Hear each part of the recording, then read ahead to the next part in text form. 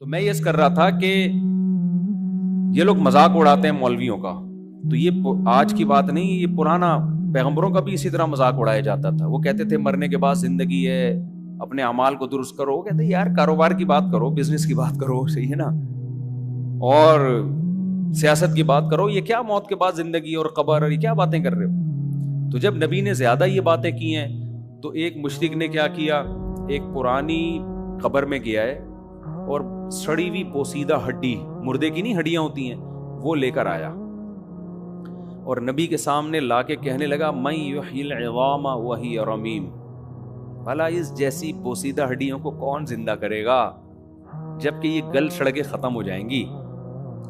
یہ ہڈیاں جب گل سڑ کے ختم ہو جائیں گی کون کرے گا اس کو زندہ؟ دیکھو وہ ہڈی لائے بغیر بھی یہ کام کر سکتا تھا نا. کیا خیال ہے؟ اس سے پتہ چلتا ہے باطل پوری پراپر تیاری کے ساتھ کام کرتا ہے، ایک پلاننگ کے ساتھ، بھرم میں لینے کے لیے سامنے والے پہ بھرم ڈالنے کے لیے. تو وہ بھی بھرم ڈالنے کے لیے نا کہ ایسے میں بتاؤں گا ہڈی نظروں کے سامنے نہیں ہوگی، لوگوں کے دماغ میں یہ اعتراض صحیح طرح بیٹھے گا نہیں. آج کل آپ یہ ملحد اور ایتھیسٹ لوگوں کو دیکھیں، یہ لوگ بھی بڑا تمسخر والے لب و لہجے میں اسلام کا مذاق اڑا رہے ہوتے ہیں، بڑے تمسخر والے. ایک نے ریکارڈ کروایا کہ یہ جو بقرعید ہے نا، یہ مولویوں کی جو توندیں ہیں، ایک دکھایا اتنی بڑی توند والا کوئی داڑھی والا بیٹھا ہوا ہے، اس کی تصویر دکھائی، کہا یہ بکروں کا قبرستان ہے، اس کا جو پیٹ ہے نا یہ کیا ہے، بکروں کا قبرستان. وہ بقرعید کا مذاق اڑا رہا تھا کہ یہ لاکھوں جانوروں کو ذبح کر کے ظلم کرتے ہیں. اب دیکھو اصولی طور پر جو اعتراض بنتا تھا اس میں نہ مولوی کو دکھانے کی ضرورت تھی، نہ کوئی موٹی توند والا کوئی بندہ دکھانے کی ضرورت تھی، نہ یہ کہنے کی ضرورت تھی یہ بکروں کا قبرستان. اتنے کون مولوی بکرے کھا لیتا ہے کہ وہ بکروں کا قبرستان کہا جائے اس کے پیٹ کو؟ اور ویسے بھی گوشت کھانے سے پیٹ تو اور وزن جو بڑھتا ہے یہ تو روٹی چاول کھانے سے بڑھتا ہے. آپ ڈاکٹروں سے پوچھو گوشت کھانے سے ویٹ تھوڑی بڑھتا ہے. تو یہ مثال ہر لحاظ سے کیا تھی؟ غلط. بھرم میں لینے کے لیے تاکہ بقرعید کا لوگوں کے دماغ میں ایک غلط کانسیپٹ بیٹھے. تو یہ بھرم بازیوں کے لیے، ورنہ دلائل سے آپ بات ریکارڈ کروا دیتے، یار یہ لاکھوں جانور بغیر وجہ کے کٹ رہے ہیں، یہ جانوروں پہ ظلم ہے، ہم اس کا جواب ریکارڈ کروا دیتے. تو یہ جتنے باطل لوگ ہیں نا یہ تمسخر والے لب و لہجہ اختیار کرتے ہیں. انسان کی نیچر ہے جب کسی کا مذاق اڑاتا ہے نا تو جس کا مذاق اڑ رہا ہے اس کی ویلیو آپ کے دل سے ختم ہو جاتی ہے. جب ویلیو ختم ہو جاتی ہے تو پھر آپ اس کی بات کو اہمیت نہیں دیتے. یہی وجہ ہے کہ ہمارے نبی صلی اللہ علیہ وسلم نے بڑے بڑے مجرموں کو معاف کیا ہے. ایسے مجرم ایک جنہوں نے حضرت حمزہ کو آپ کے سگے چچا کو قتل کیا ان کو آپ نے معاف کر دیا. لیکن جو نبی کی حجو کرتا تھا نا، اعتراض کرتا تھا، اس کو بھی معاف کیا ہے. بھائی سارے مشرکین اعتراض کرتے تھے، کوئی آپ کو جادوگر کہتا تھا، کوئی شاعر کہتا تھا، کوئی کہتا تھا کہ یہ قرآن کی آیتیں منسوخ کیوں ہو رہی ہیں، ان کو بھی کچھ نہیں کہا. لیکن جس نے حجو کی نا، حجو کہتے ہیں شاعری میں کسی کا انسلٹ کرنا، ایسے الفاظ اس کے لیے استعمال کرنا جو بہت ہی نازیبا ہوں، ان کو نبی صلی اللہ علیہ وسلم نے معاف نہیں کیا. ان کے بارے میں حکم دیا کہ جہاں پاؤ قتل کر دو. اگرچہ بعد میں کچھ پکڑے گئے تو ان کو بھی بعض میں کو معاف کیا ہے، لیکن جن کو بھی آپ نے قتل کیا ہے نا ان میں اکثریت وہ تھی جو شاعری میں آپ صلی اللہ علیہ وسلم کی حجو کرتے تھے. کیوں؟ آپ اگر اپنی حجو کرنے کی اجازت دے دیتے ہو نا لوگوں کو اپنا مذاق اڑوانے کی، تو پھر آپ کی بات کی ویلیو ختم ہو جاتی. تبھی میں لوگوں سے کہتا ہوں دیکھو مذہبی طبقے سے اختلاف ضرور کرو، علماء کا مذاق نہ بناؤ، مذاق نہ اڑاؤ. اس سے علماء کی قدر و منزلت لوگوں کے دلوں میں ختم ہوئی تو سمجھ لو اسلام کی قدر و منزلت لوگوں کے دلوں میں ختم ہوئی. ہم کیوں اتنا کہتے ہیں بھائی قرآن کا احترام کرو، حدیث کا احترام کرو، کیوں کہتے ہیں؟ اگر آپ کے دل سے قرآن کا احترام نہیں، ابھی تو بدعملی ہے، لیکن اس بدعملی سے توبہ کی توفیق مل سکتی ہے. آپ نے قرآن کا احترام کرنا اگر چھوڑ دیا، اب پھر آپ کو کبھی بھی عمل کی توفیق نہیں ملے گی. آپ قرآن کی آیتوں کا خدا نخواستہ مذاق اڑانا شروع کرتا، ابے یہ کیا لکھا ہوا ہے، ابے یہ کیا لکھا ہوا ہے، ابے یہ کیا ہے، ابے یہ کیا ہے. پھر قرآن آپ کے سامنے پڑھ کے سنایا جائے گا، آپ پہ ذرہ برابر بھی اثر نہیں ہوگا. اس لیے وَمَن يُعَظِّمْ شَعَائِرَ اللَّهِ فَإِنَّهَا مِن تَقْوَى الْقُلُوبِ، قرآن شاعر اللہ کی تعظیم کا حکم دیتا ہے. تعظیم تو شاعر اللہ میں علماء بھی داخل ہیں، شاعر اللہ میں بیت اللہ بھی داخل ہے، بیت اللہ کی بھی ہمیں تعظیم کا حکم ہے. شاعر اللہ میں قرآن بھی داخل ہے. اس کی توہین کرنا، ایسے تکیہ بنا کے اس کے اوپر سر رکھ کے سو جانا یا ایسے ہی اٹھا کے یوں کر کے پھینک دینا، یہ چیزیں بڑی خطرناک ہیں, اس سے آپ کے دل سے قرآن کی ویلیو ختم. عیسائی بائبل کا احترام نہیں کرتے, تبھی آپ دیکھو وہ بائبل پر عمل بھی نہیں ہے ان کا. میں نے دیکھا ہے پادریوں کو وہ احترام نہیں کر رہے ہوتے بائبل کا. تو یہاں بھی ایسا ہی مسئلہ ہے کہ یہ جو لبرل لوگ ہیں ہمارے معاشرے کے, یہ مولویوں کا مطلب ہے شادیاں کرتے ہیں, ٹھرکی ہوتے ہیں, ٹھرکی. اور بھائی جو ٹھرکی ہوتے ہیں وہ شادیاں نہیں کرتے. آپ کو میں ملک کے بڑے بڑے مشہور ٹھرکیوں کے نام بتاؤں جن کو آپ بھی جانتے ہیں, ان کی زندگی میں آپ کو شادی نظر نہیں آئے گی. تو یہ شادیاں کرتے ہیں, ابے یہ کم عمر بچیوں سے شادیاں کرتے ہیں, ایسی باتیں. اور جو ٹھرکی ہوتے ہیں وہ کم عمر بچیوں سے زنا کر رہے ہوتے ہیں جا کے. اور میں آپ کو بتا دوں, آپ کو کوئی عالم بزرگ نظر آئے نا جس نے کم عمر بچی سے شادی کی ہے, تو آپ جب اس کی انکوائری میں جاؤ گے پتا چلے کہ اس بچی نے اس سے شادی کی ہے. سمجھ میں آ رہی ہے بات؟ اکثر جگہ ایسے ہو رہا ہوتا ہے کہ اس کم عمر نے اس سے بڑی عمر سے شادی کی ہے. یہ چیز ہمارے لبرل لوگوں میں ان کو کوئی اتنی ویلیو نہیں دے رہا ہوتا نا کہ بڑی عمر میں کوئی ان سے شادی کر رہا ہوتا ہے, تو علماء کو یہ لوگ ویلیو دے رہے ہوتے ہیں. تو یہ تو ایک خوبی کی بات ہے نا کہ وہ بھی اس پر اعتماد کر رہی ہے, بھائی یہ اگرچہ عمر میں زیادہ ہے لیکن یہ مجھے شوہر والی محبت بھی دے دے گا اور جوان شوہر والی محبت دے دے گا. تو ان کو یہ اندازہ ہوتا ہے. تو یہ تو جو ٹھرکی ہوتے ہیں ان میں یہ چیزیں ان کی صحت ہوتی ہے.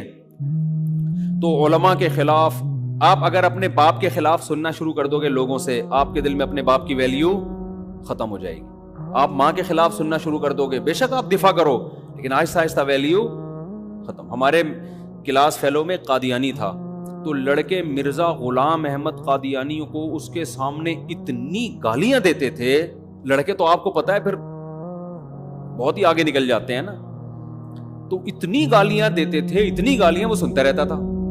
میں نے اس سے کہا یار ہمارے نبی صلی اللہ علیہ وسلم کو کوئی ہمارے سامنے برا بلا بولے, ہم تو نیلے پیلے ہو جائیں 2 منٹ کے اندر, اور آپ سنے جا رہے ہو. آپ اس کو پیغمبر مانتے ہو, ہم تو نہیں مانتے, ہم تو جھوٹا نبی کہتے ہیں اس کو. اور حقیقت بھی یہی ہے, جھوٹا نبی تھا, نبی نہیں تھا, یعنی جھوٹا نبوت کا دعویٰ کیا اس نے. تو آپ بار بار میرے سامنے بڑے احترام سے نام بھی لیتے ہو اور اس کو نبی بھی مان رہے ہو, اور صبح و شام اسکول کے لڑکے کہتے ہیں وہ تو ایسا تھا, وہ تو کیا تھا, میں مسجد میں بتا بھی نہیں سکتا نا, ایسی باتیں کرتے. تو میں نے کہا آپ کو کچھ نہیں ہوتا؟ کہہ رہے ہیں یار سن کے عادی ہو گئے ہم. کہہ رہے ہر جگہ یہ سنتے رہتے ہیں, مرزا نے ایسا تھا, مرزا استنجے کے ڈھیلے کھاتا تھا. مرزا کے بارے میں ہے کہ وہ ایک دن گڑ تھا تو وہ استنجے کا ڈھیلا ادھر رکھا ہوا تھا, گڑ ادھر, تو وہ غلطی سے کیا کھا گیا, جب استنجا کرنے بیٹھا تو گڑ نکلا. پتہ نہیں سچا واقعہ جھوٹا واقعہ واللہ عالم, لیکن بہرحال یہ تو ختم نبوت والے بتائیں گے. لیکن یہ کہ اتنا دیکھو, چاہے کوئی جھوٹا نبی ہوتا ہے نا, اتنی توہین اللہ ہونے نہیں دیتا اس کی. اللہ آ جاتا ہے میدان میں دفاع کرنے کے لیے, سمجھ رہے؟ جیسے ہمارے نبی صلی اللہ علیہ وسلم کی جب توہین ہوتی ہے, احتجاج ہوتے ہیں, پھر بہت کچھ ہوتا ہے, اتنا آسان نہیں ہوتا. یہ خود مرزا کے جھوٹے ہونے کی علامت ہے. جو اٹھتا ہے گالیاں دینا شروع کر دیتا ہے, الزامات لگانا شروع, اور بہت سے الزامات تو کتابوں سے ثابت ہیں. وہ تو آپ ختم نبوت کے علماء کے پاس جائیں, وہ تو 2 اور 2 4 کی طرح بتا دیں گے, بالکل سچ لکھا ہوا ہے یہ, بالکل کہ اسی کی اپنی کتابوں سے ثابت ہیں. خیر, تو توہین نہیں ہونی چاہیے کبھی بھی. تو اللہ کی بھی توہین, نبی کی بھی توہین, اس کے لیے بڑے احتیاط سے الفاظ. علماء سے اختلاف کرنا بھی ادب کا دائرہ کبھی بھی ہاتھ سے جانے نہ دیں. خیر, بہت زیادہ دائمہ بیان چلتا ہے یار آج کل. میں وہ ہڈی کی بات کر رہا تھا, تو اس نے بھی انسلٹ کی نیت سے, اس مشرک نے کیا کہا, وہ ویسے ہی کہہ سکتا تھا کہ بھائی پرانی ہڈی کو کون زندہ کرے گا. اس نے کہا ہڈی لے کر آؤ. پھر بوسیدہ ہڈی جو کھوکھلی ہو رہی ہو نا, بھربھری, تو پھر وہ لا کے جب سامنے رکھو گے, آپ کے ایمان لانے والے بھی بیٹھے ہوں گے, تو طبیعت سے مذاق بنے گا اس کا. سب لوگ ہنسیں گے, بولیں گے واہ بھائی واہ, اس میں جان پڑے گی, یہ دوبارہ سے انسان بن جائے گا. یہ پاسبل نہیں. جیسے ہم جب کسی کو ویسے سمجھا رہے ہوتے ہیں نا, بات سمجھ میں نہ آئے تو بندہ سامنے لا کے کھڑا کر دیتے ہیں, ابے کیا یہ اس کو لڑوا رہا ہے تو بروس لی سے ہے بھائی, یہ اتنا باریک سا آدمی, اس کا مقابلہ تو بروس لی سے کروائے گا. یہ اتنا باریک سا آدمی, اس کا مقابلہ تو کسی بڑے باڈی بلڈر سے کروائے گا. تو بندہ سامنے لے آتے ہیں نا, پھر اگلا کہتے ہیں نہیں بھائی یہ نہیں ہو سکتا. تو اس نے بھی کیا کہا کہ محمد صلی اللہ علیہ وسلم بار بار یہ دعویٰ کرتے ہیں بوسیدہ ہڈیوں میں, مردوں میں اللہ جان ڈالے گا. بوسیدہ ہڈیوں میں نہیں, مردوں میں اللہ جان ڈالے گا. قبروں سے مردے قیامت کے دن کھڑے ہوں گے. بار بار کہتے ہیں. مشرکین کہتے تھے ایسا نہیں ہو سکتا, ایسا نہیں ہو سکتا. ایک دن کیا ہوا, ایک مشرک نے کہا یار کوئی مردہ لا کے دکھا دو, اور مردہ بھی پرانا سڑا ہوا, صدیوں پرانا. وہ لا کے دکھا دو اور پھر بولو اس میں جان ڈلے گی, تو سب لوگ ہنسیں گے, سب بولیں گے واہ واہ واہ, بات تو یار بالکل ٹھیک کی ہے, اور شرمندہ ہو کے چلے جائیں گے, اور محمد صلی اللہ علیہ وسلم کے دعوے اس پر لوگ یقین کرنا چھوڑ دیں گے. تو اس نے چالاکی کی, جا کے ہڈی لے کر آیا اور کہنے لگا من یحیی العظام وہی رمیم, کون ہے جو اس ہڈی میں جان ڈالے گا جبکہ یہ گل سڑ کے ختم ہو گئی ہے. مشرک کا خیال تھا صحابہ ہنسیں گے اور مذاق اڑے گا اور نبی صلی اللہ علیہ وسلم معاذ اللہ نقل کفر شرمندہ ہو جائیں گے یا جواب دینے کی کوشش کریں گے. ایکچولی بات اصل میں یہ ہے, نہیں دیکھو پہلے سمجھو اصل میں نے جو کہا ہے نا وہ اس طرح سے نہیں کہا جس طرح سے تم کہہ رہے ہو, ایسے ہوتا ہے نا. اس کو یہ اندازہ ہی نہیں تھا کہ نبی خاموشی اختیار کریں گے, اس کا کوئی جواب نہیں دیں گے, کیونکہ یہ اعتراض نبی پہ نہیں ہو رہا, یہ کس پہ ہو رہا ہے, خدا. ہمارے نبی کو درجنوں جگہ قرآن نے یہ کہا ہے کہ آپ کا کام ہے پیغام پہنچانا, منوانا آپ کی ذمہ داری نہیں ہے. نبی پریشان ہوتے تھے نا کہ یہ میری بات مان نہیں رہے ہیں, تو ٹینشن ہوتی تھی. تو اللہ نے کہا کہ آپ کا کام تو پیغام پہنچانا ہے, آپ میرے سفیر ہیں, یہ نہیں مان کے آپ سے دشمنی تھوڑی کر رہے ہیں, تو مجھ سے دشمنی کر رہے ہیں, تو مجھ سے دشمنی کر رہے ہیں. امریکہ کا سفیر آئے اور آپ اس سفیر کے پرچے کو پھاڑ کے پھینک دیں تو سفیر ہنسے گا نا, کیا خیال ہے, بولے ابے تو پنگا کس سے لے رہا ہے, امریکہ سے لے رہا ہے, میں تو جا رہا ہوں بھائی, کیا خیال ہے. وہ کہے گا ٹھیک ہے بھائی ہم تو اگلی فلائٹ سے جا رہے ہیں, آپ کو نہیں, تجھے جانے نہیں دوں گا. وہ کہے گا جب امریکہ کا دوسرا سفیر آئے گا نا تیرا باپ بھی جانے دے گا, ٹھیک ہے نا, وہ تھوڑی وہ ٹینشن لے گا. تو اللہ بھی بار بار نبی کو کہتے تھے کہ آپ کیوں ٹینشن لے رہی ہے, تو نیچرل ہے نا انسان کی جب مخالفت ہوتی ہے ٹینشن ہوتی ہے. قرآن میں ایک جگہ نہیں درجنوں جگہ ہے کہ آپ کس بات کی ٹینشن لے رہے ہیں, یہ آپ سے دشمنی کر کے آپ سے تھوڑی کرنے ہیں, یہ مجھ سے دشمنی کر رہے ہیں. تو نبی پہ آ کے اس نے مشرک نے اعتراض کیا اور کہا اس بوسیدہ ہڈی میں کون جان ڈالے گا. نبی خاموش رہے. قرآن میں سورہ یاسین کا آخری رکوع نازل ہو گیا. سورہ یاسین آج کل مردوں پہ پڑھنے کے علاوہ کوئی کام رہا نہیں ہے. شادی نہیں ہو رہی اتنی دفعہ سورہ یاسین, اور یہ والا کام نہیں ہو رہا اتنی دفعہ سورہ یاسین. ہماری تو سورہ یاسین پڑھے بغیر اتنی دفعہ شادی ہو گئی الحمدللہ. یہ نہیں کہ ہم سورہ یاسین پڑھتے نہیں ہیں, پڑھتے ہیں لیکن شادی کی نیت سے نہیں پڑھتے, ثواب کے لیے پڑھتے ہیں الحمدللہ, اور سمجھ کے پڑھنے کی کوشش کرتے ہیں اور سمجھانے کی بھی کوشش کر رہے ہیں لوگوں کو سورہ یاسین میں کیا لکھا ہوا ہے. تفسیر کے لیکچر جو ہمارے اسپیچز پہ ہیں وہ سنا کریں. تو قرآن کا آخری رکوع نازل ہوا. نبی صلی اللہ علیہ وسلم پر جب وحی آتی تھی نا, کافر کو بھی پتہ چل جاتا تھا کہ وحی آ رہی ہے, کیونکہ آپ کی کیفیات چینج ہو جایا کرتی تھی. اس بات کو غیر مسلموں نے بھی مانا ہے, انگریز بھی یہ بات مانتے ہیں. انگریزوں نے بھی کتابیں لکھی ہے جو سیرت پر, اس میں اس کا انکار نہیں کیا انگریزوں نے کہ نبی کی جو کیفیات ہیں وہ چینج نہیں ہوتی تھی, یہ انکار نہیں کیا وہ, کیونکہ اتنی تاریخی روایات ہیں نا. گوروں نے جو کافر ہے نا یہ کہا ہے کہ محمد صلی اللہ علیہ وسلم نے جو کلام پیش کیا ہے ایکچولی وہ آپ پر کچھ ایسی کیفیات ہو جاتی تھی کہ آپ پر جنون کی ایک کیفیت ہوتی تھی, اس میں آپ کی زبان سے کچھ الفاظ نکلنا شروع ہو جاتے تھے. جو غیر مسلم ہے نا وہ بھی اس طرح کی ورڈنگ استعمال کرتے ہیں, حالانکہ غلط ہے. جو مجنون ہو جاتا ہے وہ ایسے خوبصورت کلام تھوڑی زبان سے نکالتا ہے, وہ تو اول فل بکنا شروع کر دیتا ہے. وہ یہ تھوڑی کہہ رہا ہوتا ہے ولا تقل لهما اف ولا تنهرهما, ماں باپ کو اف مت کرو, ان کو جھڑکو مت. وقل رب ارحمهما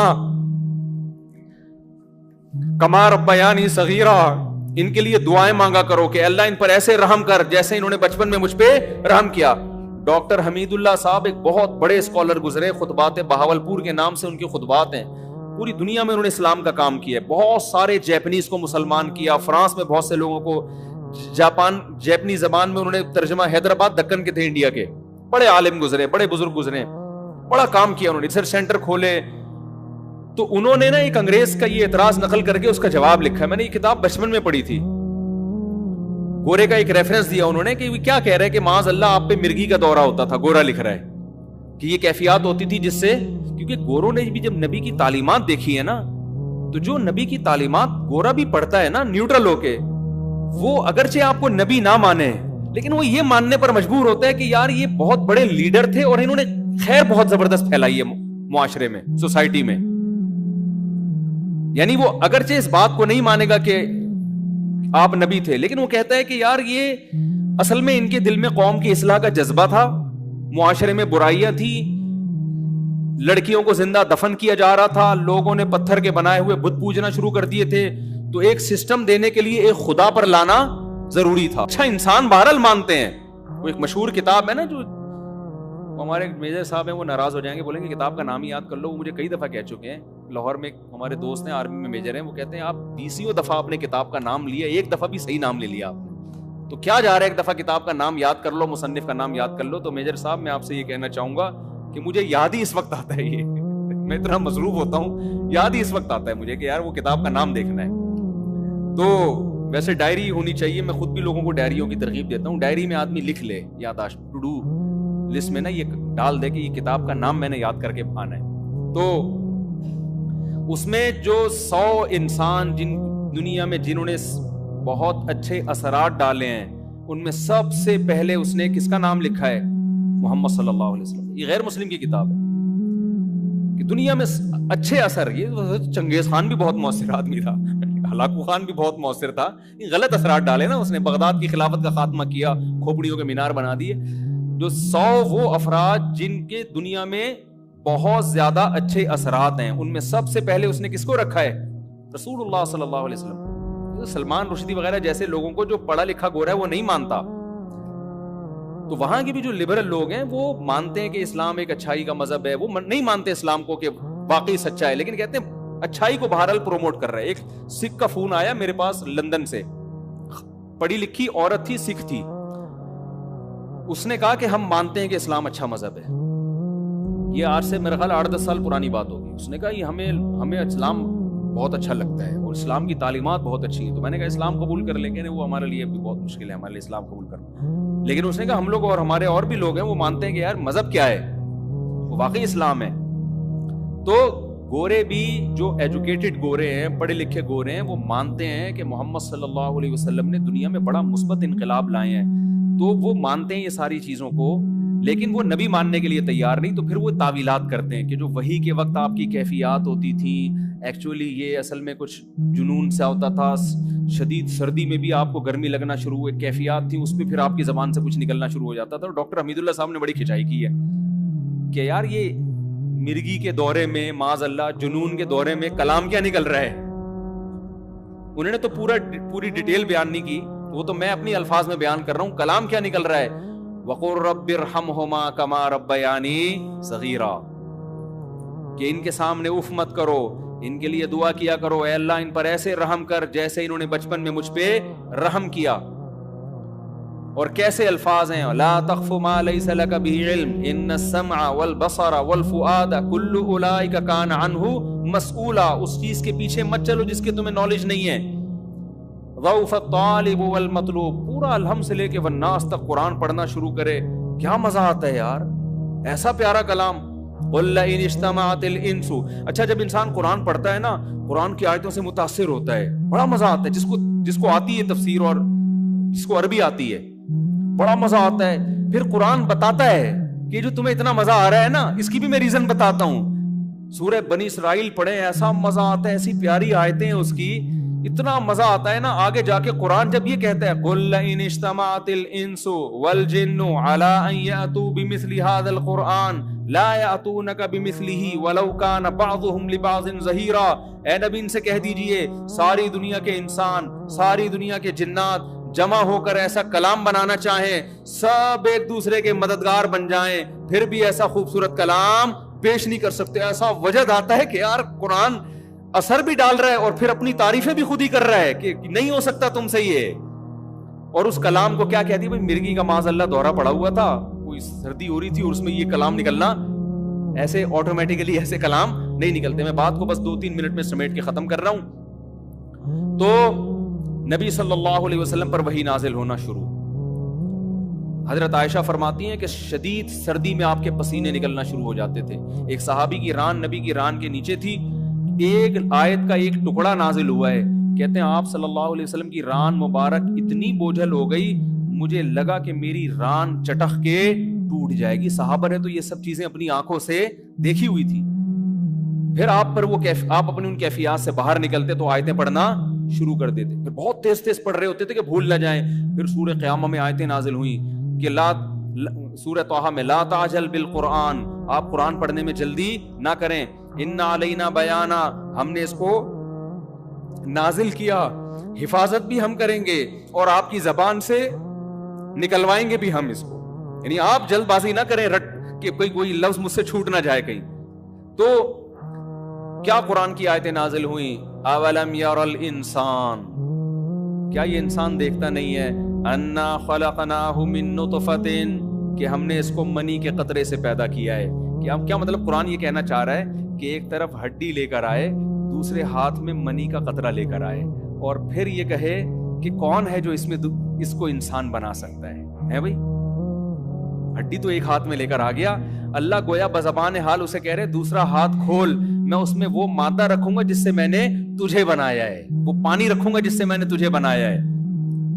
انا خلقناہ من نطفۃ، کیا انسان جو اس ہڈی کو دیکھ رہا ہے کیا وہ اس پانی کو نہیں دیکھا جس سے میں نے اس کو بنایا ہے؟ آج تو ہم اس پانی سے انسانوں کو بنتا ہوا دیکھ رہے ہیں. کوئی انسان آٹومیٹیکلی کہیں سے وجود میں آ گیا ہو، اس کے سامنے پانی لے جا کے رکھیں اور بولیں کہ یہ پانی 9 مہینے کے پروسیس سے گزرنے کے بعد آنکھ، کان، ناک، دل، دماغ، جگر، گردے، پھیپھڑے، کلیجی، ساری چیزیں اس میں بنیں گی. پھر کوئی بڑا ہو کر ستار بھائی بنے گا، کوئی بڑا ہو کر وسیم بھائی بنے گا، کوئی بڑی ہو کر چمونی آپا بنے گی، کوئی بڑے ہو کر جناب عمران خان بنے گا، کوئی نواز شریف بنے گا، کوئی مولانا فضل الرحمان بنے گا، کوئی جناب امریکہ کا صدر بنے گا. کوئی مان لے گا اس وقت مذاق اڑانا کہ یہ بنے گا، یہ وسیم بنے گا، یہ ستار بنے گا ہے بھائی، یہ بادشاہ بنے گا؟ کوئی مان لے گا؟ ہڈی سے زیادہ ناقص وہ چیز ہے جو پانی ہے. یہ تو پھر بھی ٹھوس چیز ہے، یہ تو بن چکی ہے ایک دفعہ، اس کے بارے میں تو تم دیکھ چکے ہو. یہ وسیم تھا جو پورے پروسیس سے گزر کے دوبارہ ہڈی میں تبدیل ہو گیا ہے، وہ تو کچھ بھی نہیں تھا.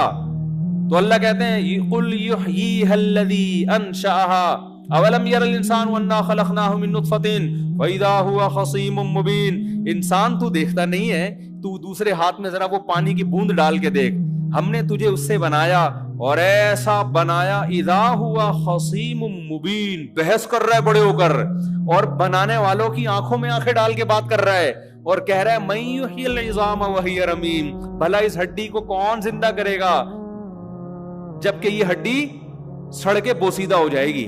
اللہ کہتے ہیں یہ تیرے اندر ایک پانی تھا، ایسا کانفیڈنس کہ خدا پر اعتراض کرنے شروع کر دیے. یہ کانفیڈنس کیسے آیا؟ اس پانی میں پیدا ہوا یہ کانفیڈنس.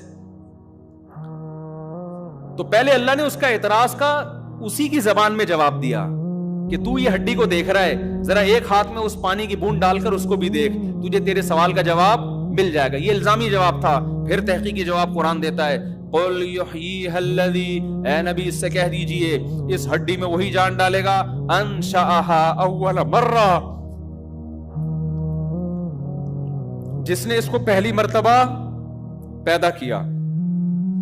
فرسٹ ٹائم پیدا کرنا مشکل ہوتا ہے، اس پانی سے پہلی مرتبہ انسان بنانا بہت مشکل. اس نے ماں کے پیٹ میں ایسے سافٹ ویئر انسٹال کر دیے، ماں روٹی کھا رہی ہے بچے کی آنکھ بن رہی ہے، ماں روٹی کھا رہی ہے بچے کا جگر بن رہا ہے، ماں روٹی کھا رہی ہے بچے کے گردے بن رہے ہیں. اور روٹی کو اتنی چیزیں بنا سکتا ہے وہ، اور پھر بچے کو جہاں ماں کے پیٹ سے نکالا، ماں روٹی کھا رہی ہے، فوراً دودھ بننا شروع اور چھاتیوں میں آنا شروع. بچہ کچھ بھی نہیں جانتا، پیدا ہوتا ہی ماں کی چھاتیوں کی طرف لپکنا شروع ہو جاتا ہے. وہ یہ سارا پروسیس ایک پانی میں ایسی طاقت پیدا کر دی. اور فجعل منہ الزوجین الذکر والانثى، اس پانی کو 2 حصوں میں ڈیوائیڈ کیا، کسی کو مرد بنایا کسی کو عورت. اتفاق سے مرد اور عورت نہیں بنتے. الیس ذلک بقادر علی ان یحیی الموتى، اللہ سوال کرتا ہے کیا اس کو اتنی قدرت نہیں ہے کہ یہ مردوں کو دوبارہ زندہ کر دے؟ تو ہڈی کی مثال دے رہا ہے، اس پانی کو بھی تو رکھ کر لانا جس سے پہلی دفعہ پیدا ہوا ہے. قل یحییھا الذی انشأھا اول مرہ وہو بکل خلق علیم، کہہ دیجئے وہی بنائے گا جس نے پہلی مرتبہ بنایا اور وہ ہر طرح بنانا جانتا ہے. تو ایک طریقوں کو دیکھ کر بے وقوف سمجھ بیٹھا کہ شاید اس کو یہی طریقہ آتا ہے. عقل مند کہے گا جو اس طرح سے بنا سکتا ہے وہ ہر طرح سے بنا سکتا ہے، وہ ہر طرح سے بنا سکتا ہے.